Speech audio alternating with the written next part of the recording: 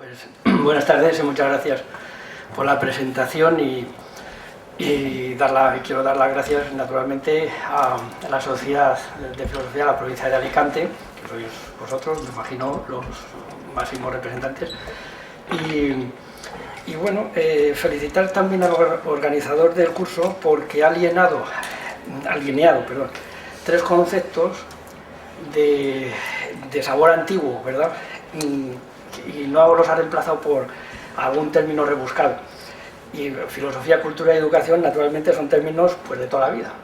Yo, mirando no sé qué cosa, leí esto, una conferencia, título de la conferencia: Redistribuyendo reconocimiento, una revisión de la redistribución y el reconocimiento de la agenda igualitarista, que tiene tela marinera. Entonces, esto es mucho más sencillo: filosofía, cultura y educación.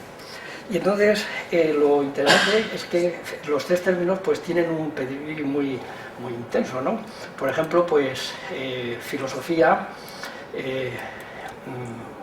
nuevamente, que va acompañado aquí de cultura y de educación. Pues educación es un término que adjetiva nada más y nada menos que a un ministerio, ¿verdad? La cultura, las casas de la cultura, hay casas de la cultura. Y la filosofía, claro, pues está un poco melancólica, ¿no? Porque no puede acompañar de la misma manera oficial a esos otros dos términos, ¿no? Lo miramos con melancolía, con un poco de envidia, ¿no? Que no tenemos un ministerio de filosofía ni tenemos casas de la filosofía, sino solamente filosofía. Claro, cuando Ángel me propuso dar esta conferencia, tuve que, claro, en principio, dar una orientación a la propia conferencia. ¿Y qué hago yo con esto? Claro, educación, cultura y filosofía pues son términos, en principio, que se busca una definición, pues son efectivamente polisémicos. Vete tú a saber, ¿verdad?, lo que quiere decir educación, cultura y filosofía. Pero es que incluso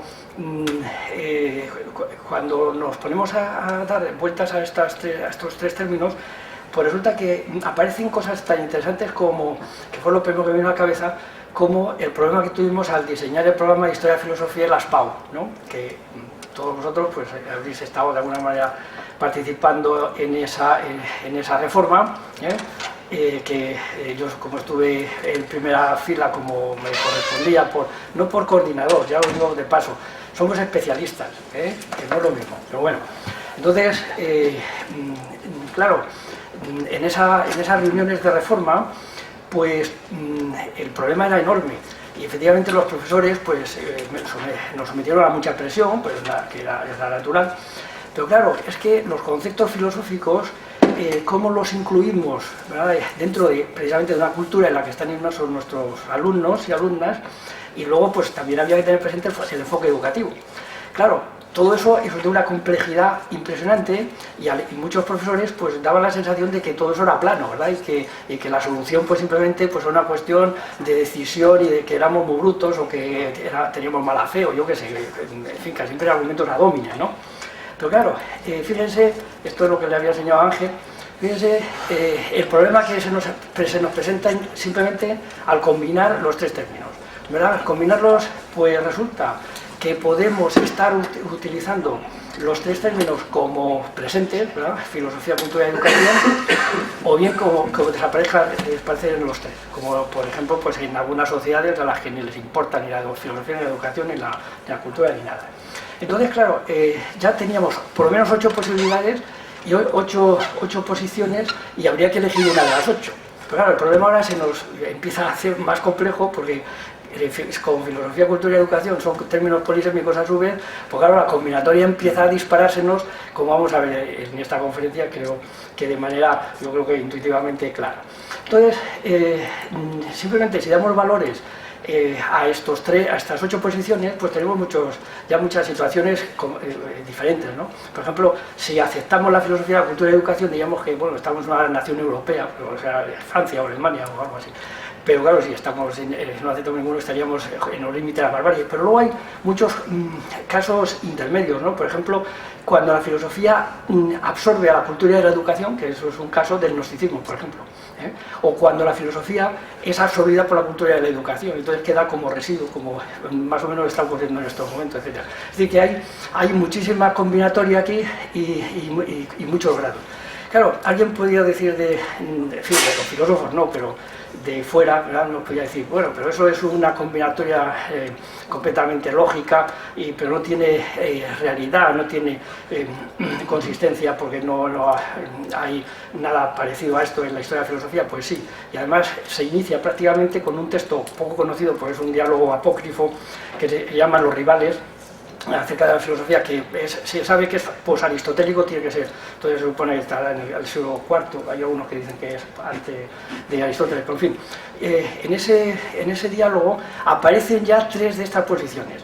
Aparece la educación absorbiendo la filosofía y la cultura, que era la polimatía, ¿se recuerdan aquello de Hipias? Entonces absorbía completamente la cultura, todo lo que era educación, había que educar. La otra posición, que sería la de Gorgias o la de Isócrates, que es la que la cultura absorbiría la educación a la filosofía, entonces la filosofía sería una ciencia cultural en todo caso. Y la tercera sería justamente la de Platón, no la de Sócrates, Platón. Sería que la filosofía es la única cosa eminente que absorbe a todos los demás saberes o disciplinas. De manera que esta combinatoria ya la tenemos presente, ya la tenemos planteada en nuestra tradición y en el momento de arrancar. Bien, entonces, claro, lo que decía es que tenía que utilizar un criterio, tenía que buscar un criterio a ver dónde colocaba cada uno de estos tres términos. Claro, la filosofía en principio se aparece como un sustantivo adjetivado, siempre.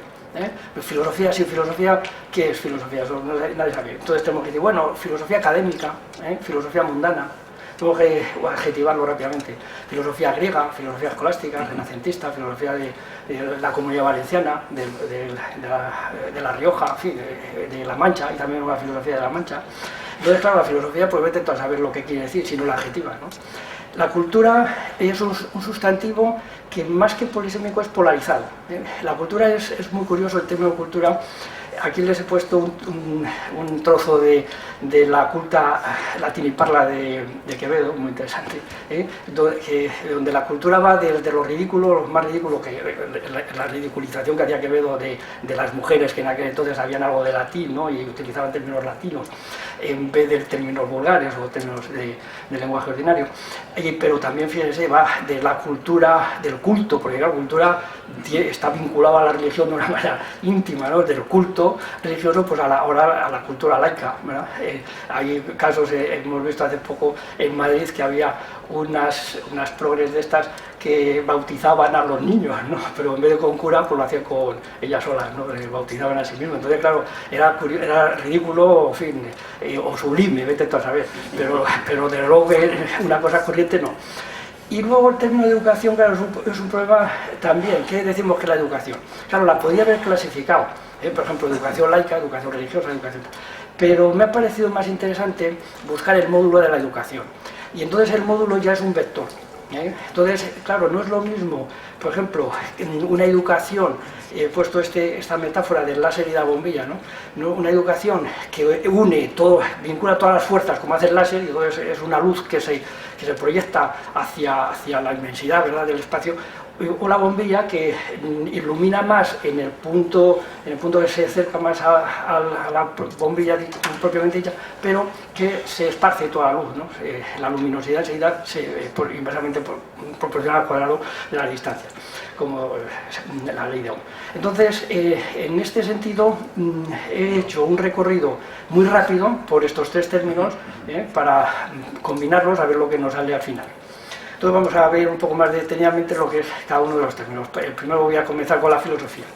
Claro, la filosofía en principio, como tenemos que adjetivarlo, pues podemos introducir muchos criterios que son muy diferentes. Y yo voy a dar aquí unos cuantos, pero podríamos alargarlo, ¿verdad? Entonces, el primero sería el criterio más o menos el que nos aporta Kant, ¿verdad?, en un texto que ya está traducido, que lo buscamos mucho cuando yo era estudiante, lo buscábamos y teníamos algunas traducciones malas, e incluso pues tratábamos de traducirlo de alguna manera estos textos, y ahora están traducidos muy bien por María Jesús Vázquez, que está en ACAL, y están los textos de lógica. Vamos, es duro, el texto es muy duro porque son apuntes prácticamente, pero ahí es donde está justamente la definición de la acepción mundana y de la acepción ya de la filosofía como legisladora de la razón, y ese texto lo tiene ahí. Entonces, claro, esta es una distinción que para nosotros es fundamental, porque nosotros somos filósofos académicos, querámoslo o no, porque nos pagan por dar las clases en la academia, de manera que, aunque hablamos en nuestro foro interno ser filósofos mundanos, pero en realidad somos filósofos académicos, y eso pues ya nos limita, nos orienta por un camino determinado.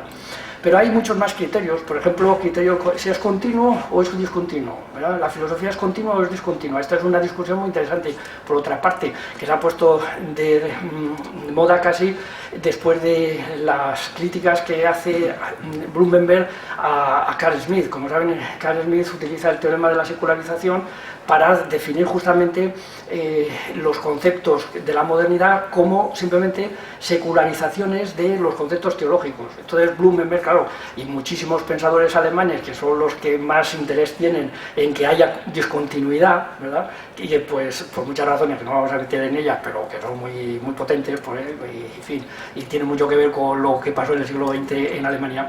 Entonces esta línea de pensadores como Blumenberg, pues lo que tratan de hacer es romper esa discontinuidad. Y luego pues están las posturas de Deleuze y los posmodernos franceses, sobre todo los postestructuralistas, que suponen que no solamente que no hay ruptura, sino que la filosofía renace, ¿verdad?, como el ave fénix en algunas épocas, que serían las condiciones adecuadas, pero que no tiene nada que ver la filosofía del siglo XX con la filosofía de los griegos, etc.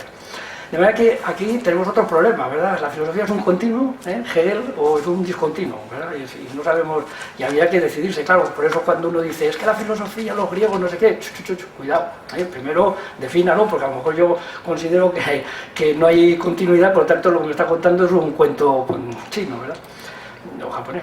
Entonces hay más criterios. Otro criterio es el lógico. Este es un criterio que se utiliza poco y sin embargo tiene una potencia enorme.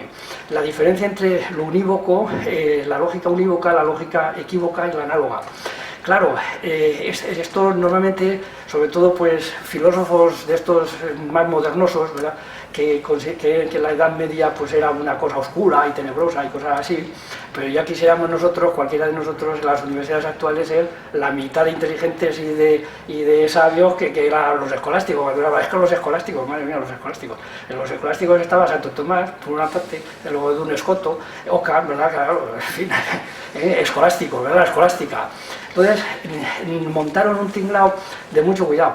Y, por cierto, hablando del materialismo, una cosa que normalmente descuidan, incluso los profesores, no ya solo de instituto, sino de universidad, como descuidan la Edad Media.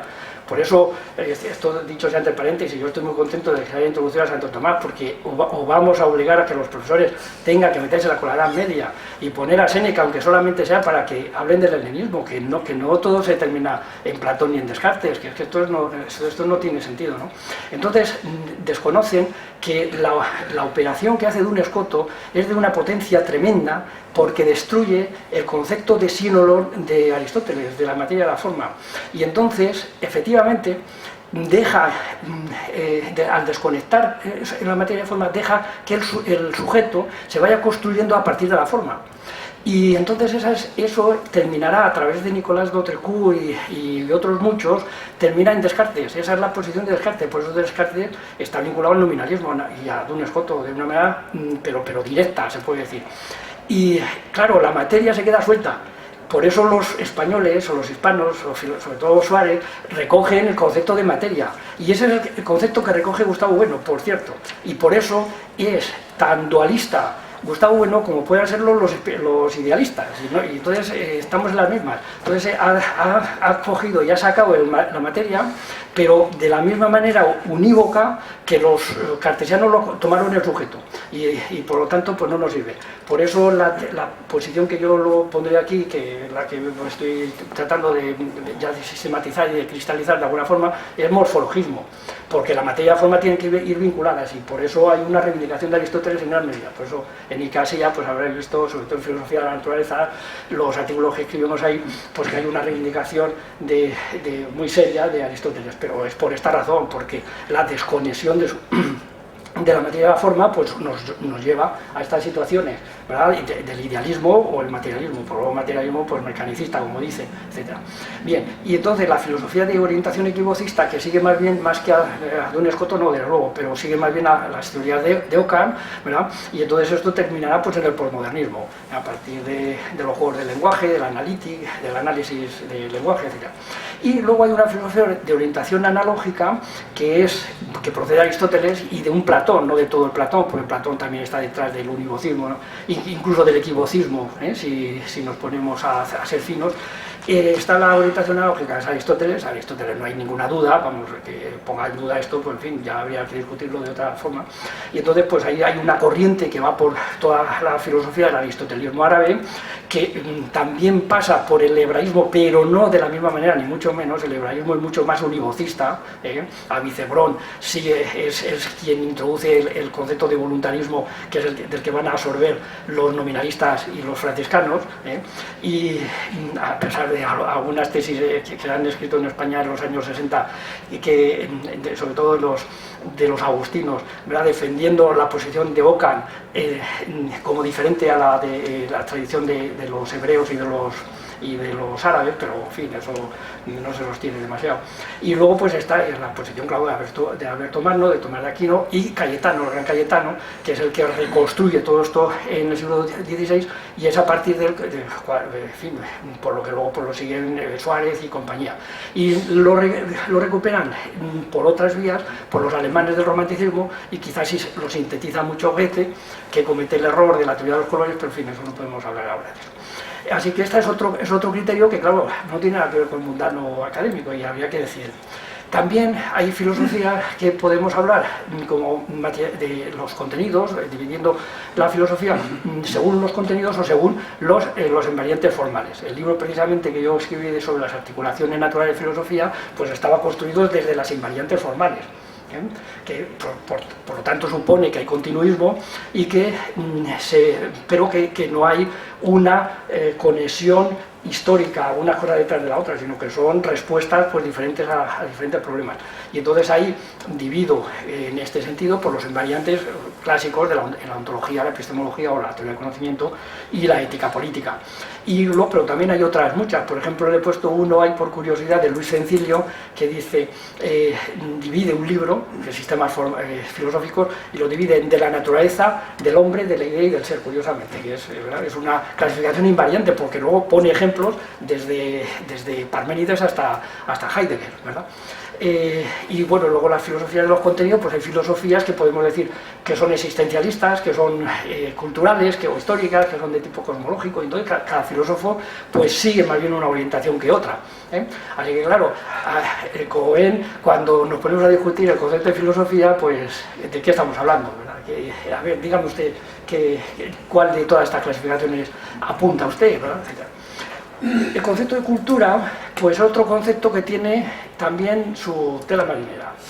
El concepto de cultura yo aquí lo voy a vincular a los valores, a los valores. Se puede ver desde muchas perspectivas también, pero en fin, yo creo que lo que hace la cultura es una transformación valiosa, en principio. Valiosa y en principio tiene que ser positiva, los valores tienen que ser positivos, pues no pensaríamos que la cultura lo que hace es disminuir esas transformaciones, pero se puede dar el caso, por ejemplo, por la cultura nazi, si lo llamamos cultura, pues entonces podría ser un valor negativo. La cultura tiene que ver normalmente siempre con una causa, pero es una causa externa, sea eficiente o formal, aquí da lo mismo, pero siempre externa, frente por ejemplo a la naturaleza, que sería interna, según la definición de Aristóteles. Entonces la frase que les he puesto ahí de Frater Mora yo creo que lo indica muy bien, ¿no? Dice, los objetos de la cultura así son formados, es decir, la transformación, la función que me permite pasar de una variable de un valor a otro, dice, o transformados, son transformados por el espíritu. Yo creo que está muy bien definido en 4 palabras, ¿verdad? Y entonces, si consideramos que la cultura es esto, esa transformación, pues nos permite poder incluso poner en cuestión algunas de las teorías clásicas que se dicen por ahí de manera dogmática y de manera crítica sobre la cultura. Y luego por eso aparece como mito. En fin, mito porque es mito. Todos los mitos, si queremos decir que esto es mito, pues mito. El mito de la naturaleza, el mito de los coches, el mito de todo el mito. Es decir, que el mito, hasta que sea mito, no tiene por qué ser mito todo porque lo diga yo, ¿verdad? Entonces, por ejemplo, Pufendorf, que es muy poco, con una F solo, hay 2 Fs con una, es un filósofo poco conocido en España, pero se ha traducido bastante, se tradujo en su momento, y en estudio de políticos constitucionales ahí hay varias cosas de Pufendorf. Y a mí me interesa mucho destacar lo siguiente, como ya saben que la teoría de la predestinación confunde a veces la gracia con la propia cultura, como si la cultura fuera una secularización de la gracia, pues claro, uno de los problemas que se plantean normalmente es decir, ¿por qué los protestantes entonces, si están tan convencidos de la predestinación, pues ¿por qué se ocupan del mundo? ¿Por qué luchan de esa manera? Porque si hay un ejército más duro y límite, o ha habido en la historia, pues bueno, quizás los carlistas, ¿verdad? Pero después de los carlistas los que más duros han sido los puritanos ingleses, que mataban, ¿verdad? Con Cromwell se mataban entre sí, pero con una alegría impresionante. Entonces, claro, estos individuos que ya están predestinados, ¿para qué se matan tanto, verdad? Si ya tienen decidida la eternidad. Pues claro, Pufendorf es muy ingenioso, porque dice la vida cultural y la vida religiosa son diferentes, son 2 planos completamente distintos. Entonces la vida cultural, dice Pufendorf, no es condición para la salvación. Entonces lo que Dios otorga mediante la gracia no tiene en cuenta el mérito de sus hijos. Entonces ¿de dónde procede el mérito? De la cultura, Entonces la cultura todavía en Pufendorf y en el siglo XVI y XVII y quizás hasta el XVIII, pues en los protestantes la cultura está vinculada precisamente fuera de la gracia, está vinculada al esfuerzo de cada uno y es por lo tanto cultura subjetiva. Otra cosa de decir que la cultura subjetiva no es filosófica, ¿por qué no? ¿Por qué no va a ser filosófica? Igual de filosófica o más filosófica que la cultura objetiva. Entonces, Pufendorf nos permite establecer esa distinción que luego la cristalizó, formalizó Simmel, pues distingue entre cultura subjetiva, que es como se ha entendido toda la vida, y de ahí viene el concepto de cultura latino, les he puesto aquí algunas citas de Cicerón, por ejemplo, decía cultus animi, ¿no? El Tito Livio pues era cultus agrorum, el Horacio recti cultus pectora roborant, Tito Livio, cultus accesidia imperatoris, ¿verdad? Entonces la cultura tiene que ver con estas cuestiones puramente del sujeto, del esfuerzo, de la realización del ejercicio. Por eso se puede entender la cultura subjetiva como aquello que realizan los propios sujetos, y que por eso es una prótesis, naturalmente, porque si no tienes cultura, ¿no? pues te falta algo para vivir, ¿no? Eso, como decía alguien, dice, ¿para qué sirve saber historia? Pues no sirve para nada, pero anda que no saberla, ¿verdad? Claro, entonces eso es la cultura, anda que no saber historia, claro, entonces ¿dónde vas? Alfonso XII. Y la cultura objetiva pues sería todo lo contrario. El sujeto aquí está dentro de la cultura, está absorbido, ¿verdad? Está envuelto por la cultura, y por lo tanto aquí el esfuerzo se desaparece, ¿verdad? Entonces, si yo esto es muy normal en la época actual, pues esto a menudo les ha venido a los alumnos, ¿verdad? Estupendamente. Como yo soy francés, pues ya está, yo soy francés. ¿Para qué voy a aprender más si yo soy francés? Entonces un francés puede ir por ahí hablando como si fuera el Descartes. Pero claro, ¿usted ha leído a Descartes? No, pues entonces que vaya en francés, pero claro, pero soy francés. Pero claro, esa es la lengua francesa, naturalmente es lo que quiere decir, o el alemán o el que sea.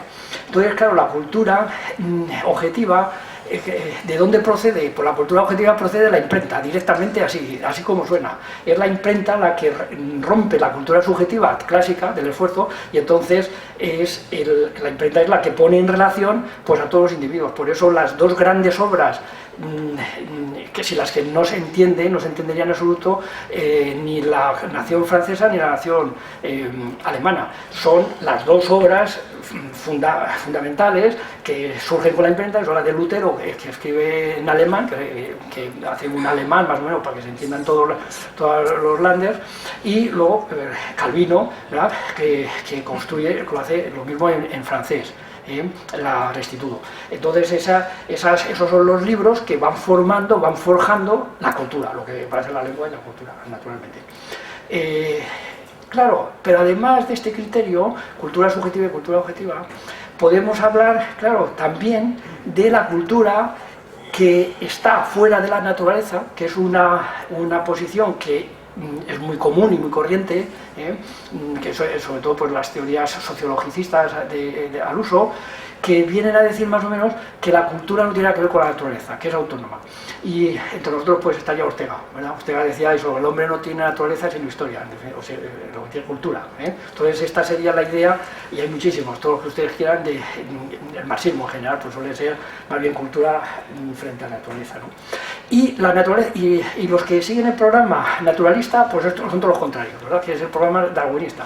Entonces aquí tenemos teorías, pues todas las que quieran, desde las teorías del instinto, la ecología cultural, la psicología evolucionista. En España hay una investigación que hace los Castro Nogueira, preciosa, no sé si la conocen, pero han publicado varias cosas, La risa del espacio, tienen muchas cosas muy bonitas, muy bien escritas, son gallegos, y como su nombre indica, y han construido un modelo que llaman ellos de aprendizaje asesor, y que bueno, pues que está muy bien, también explican más o menos el paso del Homo neanderthalis al Homo habilis o al Homo Cro-Magnon, etc. En fin, entonces todos estos programas naturalistas pues se consideran que la naturaleza, pues la cultura, perdón, no es más que un desarrollo de la naturaleza y ya está, es un epifenómeno y con él se termina.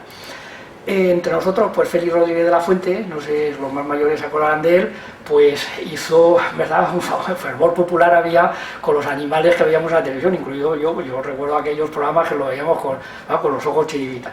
Y sin embargo es muy curioso que Félix Rodríguez de la Fuente no haya influido prácticamente en la teorización de estas cuestiones, de manera que aquí hemos pasado, ¿verdad?, la intelectualidad hispana en general ha pasado sin solución de continuidad de la teodicea, ¿verdad?, de todos los seminaristas que había entonces, pues ha pasado a la sociología directamente, ¿verdad?, sin más, y no han recogido este esquema naturalista que si no teníamos la base, ¿no?, porque Rodríguez de la Fuente, parece que no fuera él un teórico, pero bueno, nos había puesto en el camino, y hay muchos biólogos o mucha gente que empezó a estudiar biología pues precisamente a través de los programas de televisión de Rodríguez de la Fuente.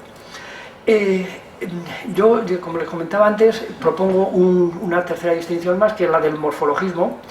El morfologismo tiene, en fin, es una filosofía, como les decía antes, que considera que la forma y la materia no se pueden separar, que son inseparables, no tiene sentido hablar de materia independiente de la forma, ¿verdad?, como hizo Duns Scoto y compañía. Y sobre todo la cuestión fundamental es la siguiente, y es que esa filosofía, la morfología nuclear, es el cuerpo humano.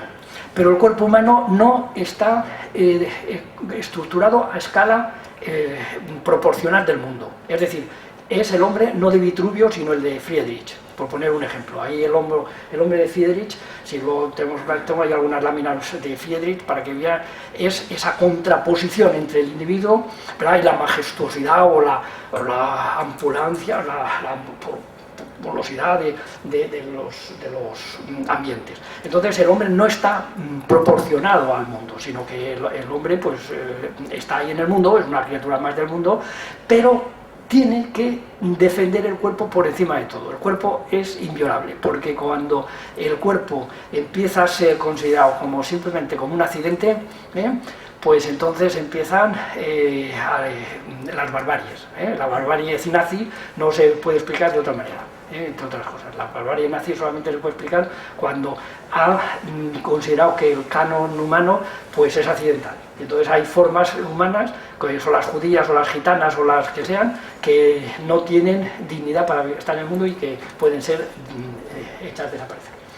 Así que esa sería, aquí les he puesto un cuadro muy amplio, mezclando, combinando todas las posibilidades de estas dos clasificaciones, de cultura subjetiva, cultura objetiva, programa estándar, programa naturalista y también incorporado el programa morfologista, porque hay filósofos que se pueden incorporar perfectamente, por ejemplo, Herder o Frobenius o Spengler pues estaban haciendo ya cultura morfológica, no hacían cultura ni naturalista ni culturalista.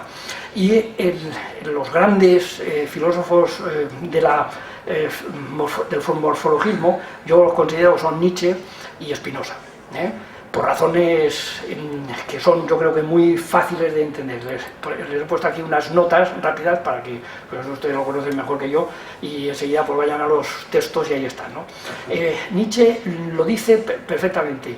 No nos cansaremos, dice, de maravillarnos ante la idea de que el cuerpo humano se ha hecho posible. ¿Qué es el cuerpo, no? El cuerpo es una pluralidad de fuerzas activas y reactivas. Ahí es donde viene el problema. No puedo meterme aquí en esto, podría ser una conferencia y además muy bonita, seguramente, la de cómo Nietzsche se hace filósofo. Nietzsche se hace filósofo a través de, como saben todos, de Schopenhauer, y lo hace a través de la música. Ese periodo que ha desaparecido, normalmente de los libros ha desaparecido, sin embargo, todo lo que se hace de joven o en esos momentos del imprinting es lo que te queda para toda la vida. Y entonces Nietzsche tiene unos textos impresionantes, lo pueden ver porque están traducidos, y algunos se los ha traducido Juan Bautista Linares y tal, que está muy bien.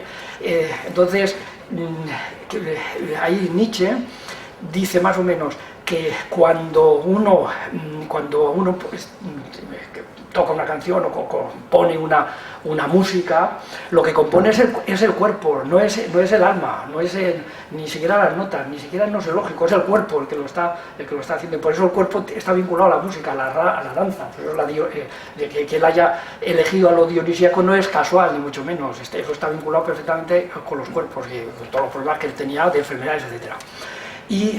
Pero claro, el problema de Nietzsche, y yo aquí tengo que ser pues radical, pues aquí no se puede ser de otra manera. El problema de Nietzsche es que si efectivamente el cuerpo está constituido por fuerzas activas y reactivas, entonces es perfectamente racional y válido para los sucesores, porque él no lo hizo, pero para los sucesores, suponer que hay que destruir las fuerzas reactivas. Y para destruir las fuerzas reactivas ya no vale la cultura en el sentido ni objetivo ni subjetivo. Lo que hay que destruir es el cuerpo, porque si no, pues el cuerpo sigue siendo reactivo y sigue siendo un cuerpo decadente, que era el cuerpo pues, de los pobres, de los miserables, de los judíos, de los cristianos, en fin, de los que no fueran los que constituyeran la raza aria. Y por eso yo creo que tiene que ser neutralizado por otro filósofo del cuerpo, que fue Spinoza. Spinoza también es muy conocido, que fue un filósofo del cuerpo.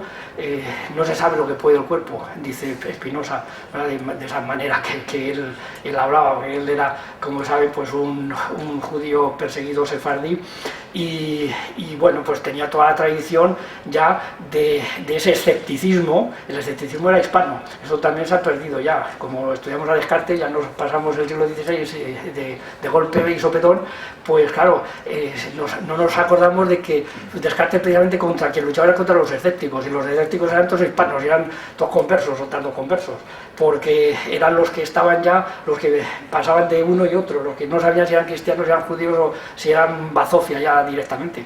Entonces estos estaban acostumbrados a pensar justamente en estos planes, y sabían que era el cuerpo, lo único que había que salvar es el cuerpo.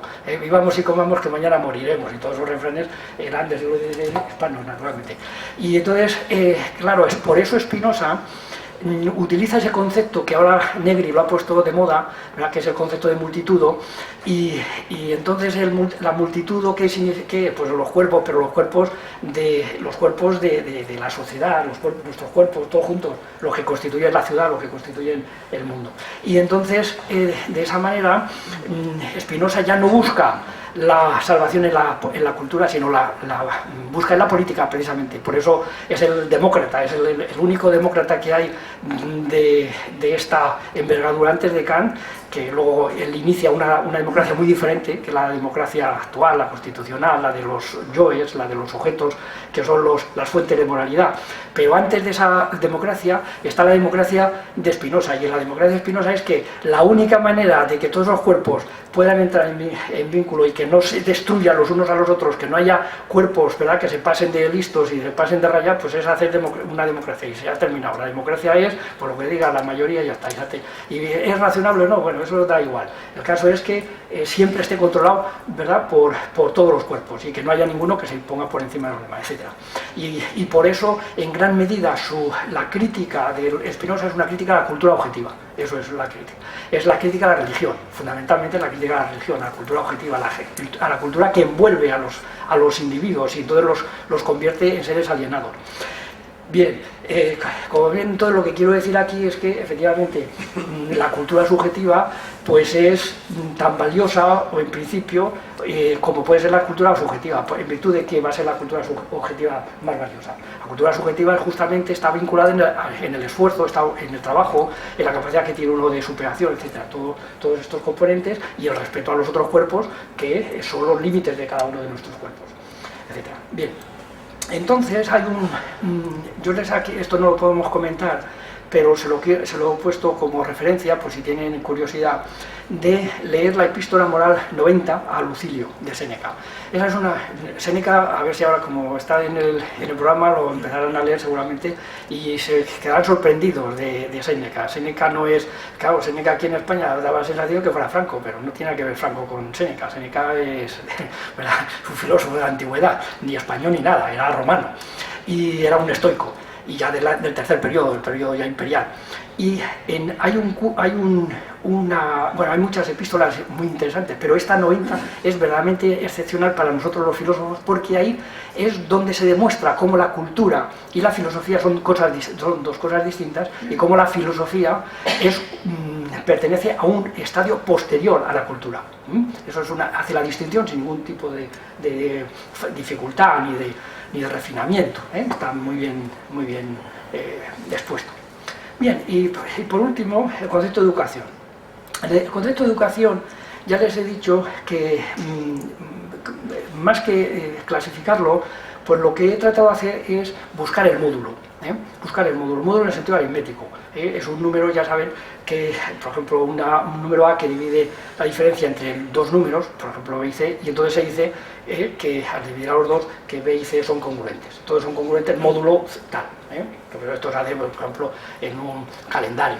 Entonces, módulo semanal o módulo anual. Entonces, el módulo te indica exactamente cuál es el espacio y el tiempo en el que está funcionando el sistema. Pues bien,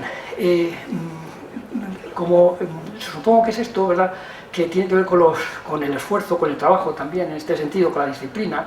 Hay un libro, por cierto, muy bonito, por eso lo he puesto aquí, pues también un poco para recomendarlo, si no lo conocen, de Hadot. Hadot fue un filósofo muy recomendado por Foucault, lo digo para que no vean que no es un escolástico ni nada, le protegió Foucault. Y ha escrito un libro muy bonito que es Ejercicios Espirituales, lo llama así, Ejercicios Espirituales. Los ejercicios espirituales no son los de Loyola, son los de los estoicos, y los epicúreos, pero sobre todo los estoicos. Entonces hace un análisis de Marco Aurelio muy bonito, muy interesante. Pues bien, entonces voy a buscar este módulo. Claro, buscar el módulo también es complicado porque la historia de la educación en Europa, pues claro, son 25 siglos, son muchos siglos, y claro, encontrar el módulo pues exige hacer una fenomenología de todos los contextos en los que la educación está presente, ¿no? Entonces, claro, los contextos de la educación son muy amplios, porque los márgenes van desde los contextos etológicos, porque suponemos que los animales también de alguna manera tienen que tener educación, por lo menos tienen que aprender algo, ¿no? Y entonces ahí estaríamos en los límites con la etología, hasta los contextos psicológicos en los que nos enfrentamos al niño que va a clase, ¿verdad? Y que es incapaz de aprender matemáticas o de aprender gramática o aprender lo que sea, y entonces tenemos que buscar las razones por las que es ineficaz, es incompetente, ¿verdad? Entonces, entre estos contextos límites, pues hay muchos otros, pues los contextos antropológicos, que son los contextos en los que nos controlamos los unos a los otros, ¿verdad? O los contextos mixtos, los contextos en los que controlamos la naturaleza, o la naturaleza nos controla a nosotros, etc. Sí, y luego, pues a partir del siglo XIX, los contextos sociológicos pues suelen ser los más conocidos, ¿verdad? E incluso muchas veces los confundimos, los contextos educacionales, con los contextos sociológicos. Entonces, como ven, hay muchísimos y tenemos que buscar algo, ¿verdad?, que pueda vincular a todos esos contextos, de manera que, bueno, pues sea de alguna manera comprensible.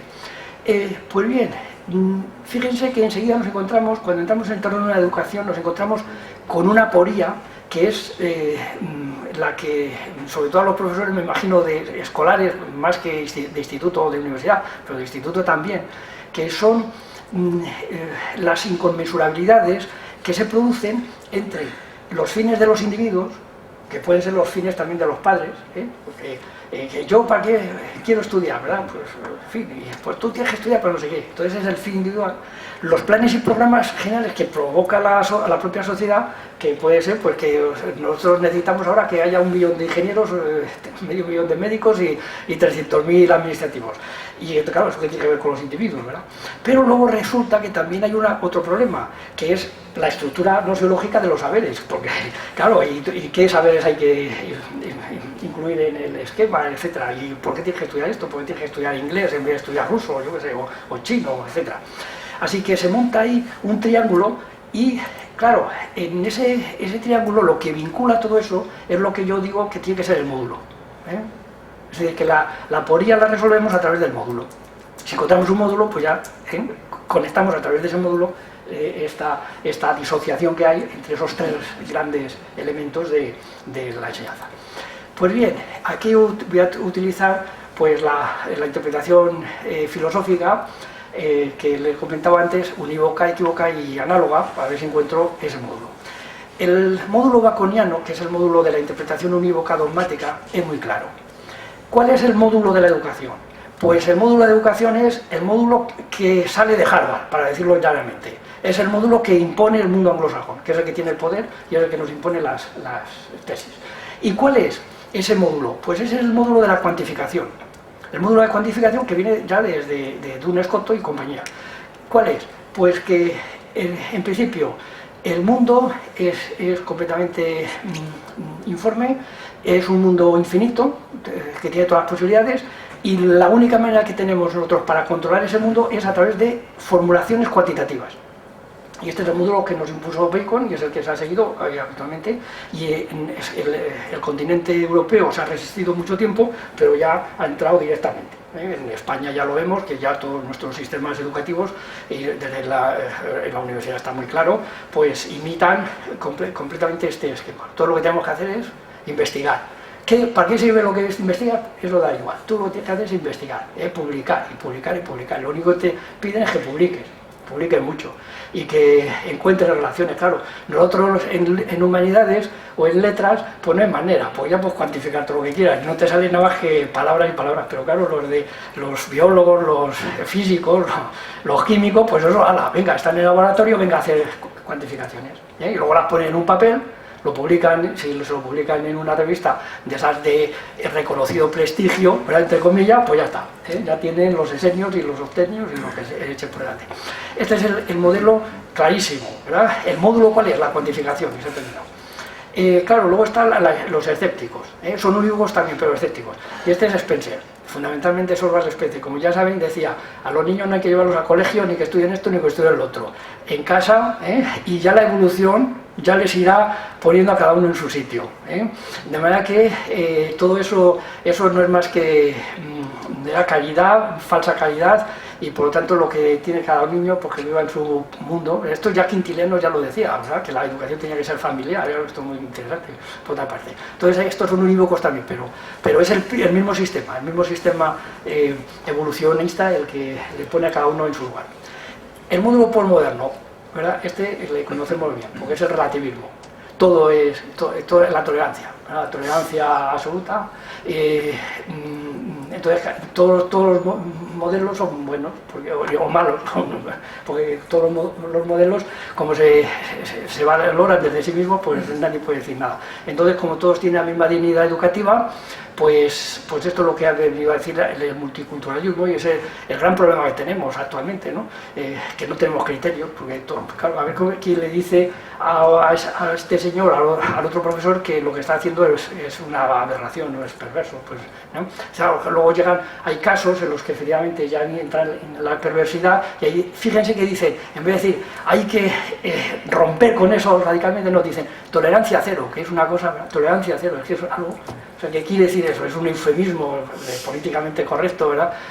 Que no tiene sentido. ¿Cómo tolerancia cero? ¿Qué quiere decir tolerancia cero? ¿Tiene usted tolerancia o no tiene tolerancia? Pero tolerancia cero es absurdo completamente. Pero claro, eso es lo que te permite hablar de tolerancia y ser intolerante, claro. Un poco lo que está pasando ahora con la guerra. A ver, ¿cómo se explica la guerra? Pues eso, tolerancia cero, en fin. Bombarderos cero, podríamos decir. Bombarderos cero. Bien. Y la interpretación analógica, que sería la que yo propondría, es de cuño aristotélico, y yo lo he llamado, y esto es un término que lo he puesto en marcha ahora mismo, en fin, cuando estaba pensando en esto, porque antes, en un artículo que tengo en Nicasia precisamente sobre Platón y la subjetividad, la neutralización de la subjetividad en Platón, para explicarlo, el concepto de las matemáticas que se salen ya de la reducción psicologicista, pues ahí hablaba más bien de las matemáticas en general, pero lo he afinado un poquito más, y el concepto ahora creo que es el de matema, pero no el de matema pitagórico-platónico, sino el de matema cinésico, en el sentido aristotélico, es decir, es la física. La física es la formalización física que está ya más allá del concepto exclusivo de matemáticas. Entonces, porque el matema cinésico es el matema del movimiento, y eso ya es algo que pertenece a Aristóteles y no a Platón. Entonces, el concepto de matema cinésico pues ha sido el elemento que yo voy a considerar como el módulo que ha atravesado, se puede decir, de manera completamente limpia todo el sistema educacional, desde los griegos, desde Aristóteles, y luego ya en el museo, y luego en Alejandría, etcétera, y luego ya pues a través de los colegios cristianos primero, y luego ya las universidades, y luego ya digamos en fin, toda la investigación que hacen en el mundo anglosajón, y es la física, es el concepto de física, y este atraviesa toda la enseñanza. Da lo mismo que estemos en una época que en otra, y estamos siempre apareciendo presentándosenos este matema. Matema que, como ven, pues significa esto, ¿no? Que es investigar, saber, investigar, pero investigar el movimiento. Y yo creo que es la diferencia absoluta, radical, con el pensamiento no occidental.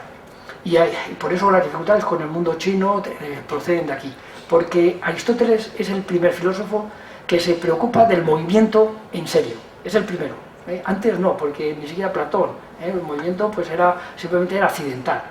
Con Aristóteles deja de ser accidental y es esencial, y es lo que hay que estudiar. La única cosa que hay que estudiar son las sustancias que están en movimiento, y lo demás ya pues sería en relación con las sustancias. Entonces lo considero como el verdadero elemento que vincula a todos los demás, y por eso la fuerza que tiene este módulo es que es gnoseológico, no es un módulo sociológico, ni religioso, ni ideológico, es un módulo gnoseológico, científico, y por lo tanto pues atraviesa sin solución de continuidad todas las instituciones. En fin, ese matema que en un momento dado fue casi diluido en la lógica, Este es el gran problema del siglo XX y el gran problema de los filósofos del siglo XX, nosotros que somos sus sucesores, que nos hemos educado en el logicismo, en la lógica, como si la lógica fuera quien tuvierais que resolver todos los problemas, pues excepto en ese momento de Russell, más o menos, de esa época, pero que enseguida lo destruyó Gödel con su teorema, todo eso pues se ha podido ahora recuperar de alguna forma con las nuevas estructuras físicas que están mucho más cercanas desde el punto de vista conceptual, no desde la dificultad técnica, que es muchísima, pero sí desde el punto de vista conceptual, está mucho más cerca de las humanidades, podríamos decirlo así, del mundo en general. Y por eso esa relación que hay entre la filosofía actual y todo lo que llamamos en general los sistemas expansivos o los sistemas caóticos o los sistemas de la complejidad, pues eso yo creo que nos permite hacer hay unas investigaciones muy provechosas. Mi investigación sobre René Thom, pues se puede decir que está en ese aspecto, ¿no? En ese sentido. Bien, entonces, suponiendo que efectivamente el Matema Cinésicos fuera ese momento, ¿verdad? Modular que vincula toda la enseñanza, la cultura y la filosofía, pues entonces sería desplegar este módulo. Bien, entonces, dicho todo esto, que sería por los contenidos, ¿verdad? Entonces, para terminar, filosofía, cultura, educación. Vamos a hacer, como diría Ortega, ¿verdad? Una estimativa provisional, provisional exclusivamente. ¿Qué solución podríamos dar? Podríamos decir, y bueno, entonces, ¿qué? ¿Verdad? Decídete por alguna, ¿verdad? O si queréis votamos a ver cuál podría ser, ¿verdad? La más interesante, la solución más interesante. Bueno, pues vamos a hacer la estimativa provisional. ¿Qué puede ofrecer la filosofía a la administración? Tenemos que partir de un dato, porque ese es inevitable. Nosotros somos profesores académicos. Nosotros pertenecemos a la academia, estamos aquí porque somos profesores de la academia, no somos profesores mundanos, esto yo creo que está claro. Entonces, ¿qué es lo que nosotros podemos ofrecer a la administración que precisamente nos financia? Estas clases, nuestro puesto en el sistema educativo, pero también en el sistema social, etc. Pues bien, yo diría lo siguiente: por la vía univocista, que es la que triunfa, ¿verdad? Entonces la filosofía no sería más que un saber metacientífico, y entonces nos tendríamos que dedicar pues como a una especie de instituto, como decía Manuel Sacristán ya hace tiempo, una especie de instituto superuniversitario en el que, bueno, pues se dieran cita allí los científicos más o menos relevantes que les interesen estas cosas y trataran de llegar pues a un acuerdo, pues al estilo neopositivismo más o menos, ¿no? La vía postmoderna. Entonces, la vía postmoderna, que esta es la que está más en la mente, ya se lo indico, ¿verdad? Como profesionales que son, en la que está en la administración. La filosofía es literatura, en realidad. Esto es simplemente pues una manera de, bueno, pues de que los niños, los chicos o las chicas pues aprendan a escribir un poco y hagan redacciones y tal y cual. Por lo tanto, la filosofía puede quedar absorbida por el arte, por la literatura, por lo que sea. Esta es una posición también muy común y muy corriente. La vía analógica, hay una versión débil y luego les dejo la fuerte para la siguiente filmina. Entonces, la analógica, la versión débil. La filosofía dice, enseñamos a pensar. Ahí les he puesto algunas manifestaciones que hubo de profesores de filosofía. Dice, si quitan la filosofía, entonces, ¿cómo van a pensar nuestros niños, ¿no?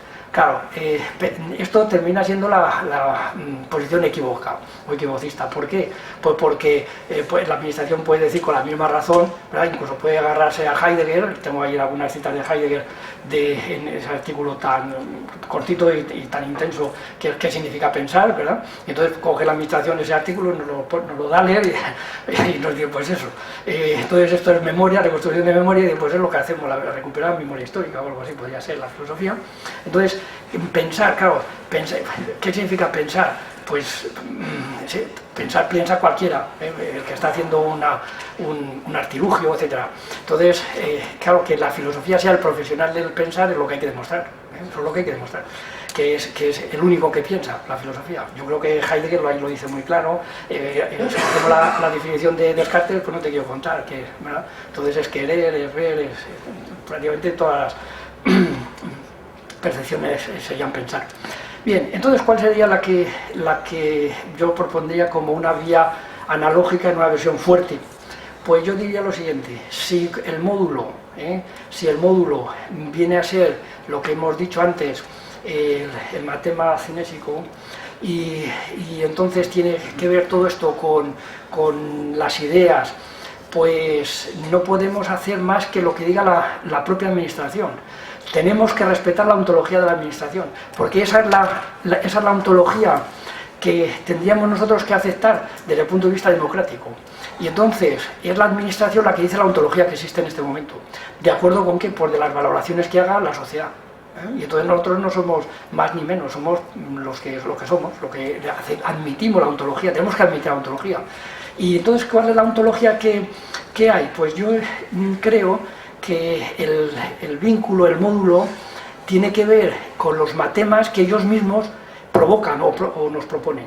Y entonces lo han propuesto en los bachilleratos, que lo cambian un poco. Yo tengo aquí esta clasificación que a lo mejor ya la han rehecho, pero bueno, más o menos sería la parecida a esta. Entonces, como los bachilleres estamos suponiendo, debemos suponer, que están construidos según 4 matemas diferentes, que son los matemas de la biología, de la salud, de todas las ciencias que tienen que ver con la salud, de la tecnología, todo lo que tiene que ver con el mundo de la industria, de la sociología y la economía, todo lo que tiene que ver con el mundo de la administración, del control administrativo, y luego las humanidades, que aparecemos como residuo, pero que, en fin, que sí que nos dan esa opción de ser ontología. Por lo tanto, la ontología esa puede ser, aunque no da más que sea, por ejemplo, mantener los textos de la antigüedad hasta ahora. Entonces, a partir de ahí podríamos decir que la filosofía tendría, lo primero que hacer es romper lo que nos bloquea, y que yo esto no lo veo que lo reivindique la filosofía en ningún sitio. Es la eliminación de ciencias y letras. La eliminación de ciencias y letras precisamente a partir de las ontologías de los bachilleratos. Porque claro, ciencias y letras, eso es como si estuviéramos hablando de los buenos y de los malos, de los guapos y de los feos, de los que merece la pena y de los que es mejor que se vayan, ¿verdad?, y desaparezcan. Entonces, si esto es así, pues resultaría que la ontología que nosotros con la que tendríamos que tratar, pues serían las ontologías de los bachilleratos. Y entonces tenemos muchas ideas que aportar precisamente a cada uno de esos bachilleratos. Por ejemplo, pues simplemente a modo de ejemplificación, tendríamos el bachillerato de ciencias de la naturaleza y la salud, ¿no?, que está vinculado a la idea de evolución. Ahí tenemos la idea de evolución, que es la gran idea. Y alrededor de la evolución pues hay muchos conceptos o subideas, que sería pues la cultura de la naturaleza, el racismo, la xenofobia, la bioética, la biopolítica, la ingeniería genética, la terapia génica, etc. Todos esos grandes problemas que están vinculados con la ontología, precisamente la ontología de la evolución y de la salud. El bachillerato de arte, por lo mismo, allí estaríamos alrededor de la idea de estética, sería la que vinculase todos estos elementos. Entonces, ahí tendríamos, imagínense, pues los problemas de las querellas de los antiguos y los modernos, la poética, la producción, la mímesis, la imaginación, etcétera, etcétera. El bachillerato de tecnología, hasta ya, aquí esto sería sin discutir, ¿no?, sobre la idea de ciencia o técnica en el sentido heideggeriano. Entonces aquí tendríamos todos los grandes problemas del universo, de las Bergschans, del espacio, el tiempo, los sistemas formales, etcétera, etcétera, etcétera. La energía, el problema de la energía, que es un problema filosóficamente fundamental. Y luego el bachillerato de humanidades y ciencias sociales, que estaría vinculado, yo supongo, pues por ejemplo, a la idea del lenguaje, que sería la gran idea alrededor de la cual pues estarían todos los problemas de la historia, del humanismo, del nihilismo, etcétera, etcétera. ¿Estamos? Entonces esto lo que tendríamos que ver es que efectivamente, como filosofía de la administración, pues nos adecuamos a la ontología de la propia administración y podemos establecer ahí todos los componentes, todos los elementos que, en fin, tienen que ver con la filosofía tradicional. Y entonces, pues yo creo que con esto he hecho un resumen muy rápido. La conferencia la tengo mucho más formalizada, y la publicaré pues en Icasia seguramente, y entonces pues ahí ya la pueden leer más detenidamente. Entonces esto es lo que yo les quería comentar para que vean que hacer la reforma del bachillerato no era una cosa sencilla ni fácil y que bueno, pues hicimos una especie de pacto, pero que si nos ponemos o nos disponemos a encontrar los criterios adecuados, pues claro, nos desbordan continuamente. Pues nada, muchas gracias.